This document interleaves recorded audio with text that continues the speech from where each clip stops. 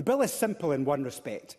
It moves, as Daniel Johnson says, the guidance that already exists from its current status to a statutory footing. So it's very simple in one respect. It also includes training and recording. But we should always be careful when we put anything on a statutory footing, because although it does bring an extra seriousness in which the guidance is considered, it gives it greater priority, it also potentially introduces greater caution.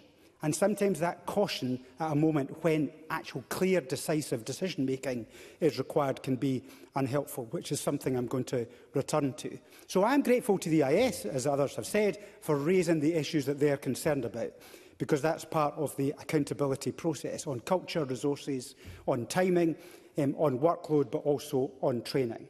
Now, of those issues that were raised through the evidence sessions, I think there were two that were particularly important.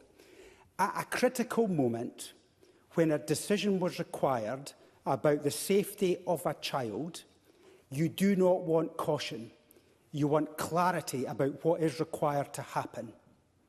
And if, because it's on the statute, that member of staff is too cautious, that child could be harmed as a result. And that's something we've got to be very mindful of when we're considering this. And secondly, it's easy to work out what great practice is, and it's easy to work out what dreadful practice is. It's always the bits in the middle that's really hard to determine. And we need absolute clarity, because that feeds into the first point, about what is the right thing to do.